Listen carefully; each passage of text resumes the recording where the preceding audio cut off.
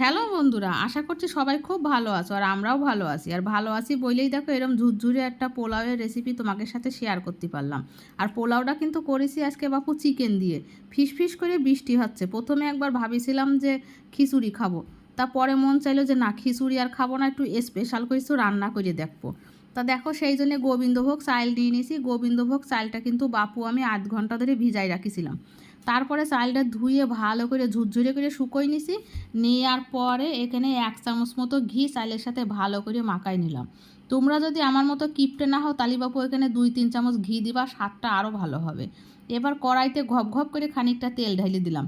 আর এখানে কিন্তু সর্ষের তেলটাই দিলাম। তোমরা চাইলে কিন্তু সাদা তেলেও রাঁধতে পারো, আবার পুরো তরকারি পুরো রান্নাটা কিন্তু বাপু তোমরা ঘিতেও করতে পারো। তা যাই হোক, আমি সর্ষের তেলটা বেশি পছন্দ করি বলে সর্ষের তেল দিলাম। আর প্রায় বাটি খানিক মতো দেখো পেঁয়াজ কুচি দিয়ে দিলাম।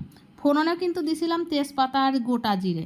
আর এবার দেখো হলুদ গুঁড়ো দিয়ে আর একটুখানি নুন দিয়ে ভালো করে ভাজাই নেব।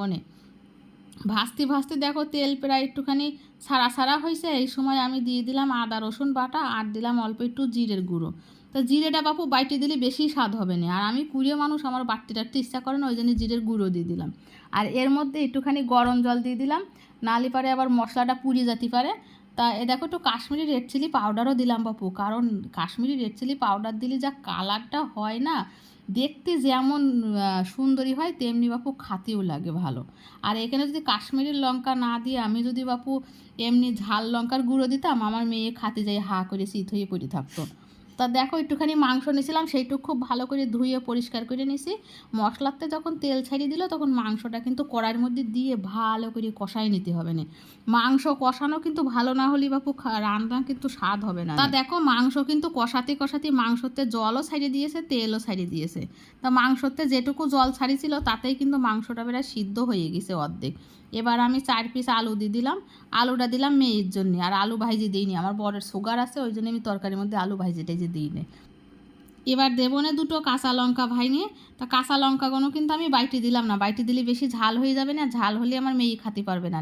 তা তোমরা যদি একটু ঝাল ঝাল খেতে চাও আর একটু বেশি স্বাদ করে খেতে চাও তাহলে কিন্তু লঙ্কা বাইটে দিবা। আর এখানে দেখো সেই যে গোবিন্দভোগ চাল আমি ঘি দিয়ে মাখিয়ে রেখেছিলাম, সেই চাল এবার দিয়ে দিলাম। চাল দেওয়ার পরেও কিন্তু ভালো মতো মশলার সাথে কষিয়ে নিতে হবে না, কারণ চালটা যদি বাপু তুমি ভালো করে না কষাও তাহলে কিন্তু পোলাও ঝুরঝুরেও হবে না, খাতেও ভালো লাগবে না। তা আমার মোটামুটি ভালো করে কষানো হয়ে গেছে। এবার একেবারে টক বক করে ফুটানো গরম জল পরিমাণ মতো ঢাইলে দিলাম। ও জলের পরিমাণটা আগে বলে দিই, নাহলে পরে আবার অসুবিধা হবে না। এখানে যদি তুমি 1 কাপ চাল দাও, ঠিক একেবারে গুনে গুনে 2 কাপ জল দিতে হবে। আর 2 কাপ চাল দিলে পারে গুনে গুনে 4 কাপ জল দিতে হবে। না হলে কিন্তু পোলাও ঝুরঝুরে হবে না, আটা আটা হয়ে যাবে, বেশি নরম হয়ে যাবে। আর এর থেকে কম জল দিলে কিন্তু শক্ত থেকে যাবে।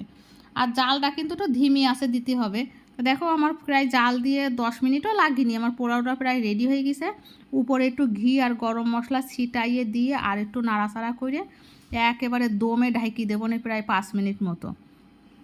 তা ঢাকি দেওয়ার পরে কিন্তু গ্যাস অফ করেও কড়াইতে রেখে দিতে হবে না প্রায় 15 থেকে 20 মিনিট। সে সময় যদি অভাব থাকে অন্ততপক্ষে 10 মিনিট তো রাখতেই হবে না, না হলে পোলাওটা কিন্তু সেরকম একটা ঝুরঝুরেও হবে না, আর পোলাওয়ের মধ্যে কিন্তু মশলা টশলাও ঢুকবে না। তা দেখো সুন্দর করে আমার রান্না করা হয়ে গেছে। এবার উপর দিয়ে আরও একটু গরম মশলা ছিটাই দিলাম, দিয়ে এবার ঢাকনা চাপা দিয়ে গ্যাস অফ করে রেখে দেবো। তো দেখো আমার রান্না কিন্তু পুরোপুরি কমপ্লিট। আর খাতে যা স্বাদ হয়েছিল রে বাপু, তোমরা একবার রান্না করে খাইয়ে দেখো তাহলে বুঝবা। তো টাটা, ভালো থেকো সবাই।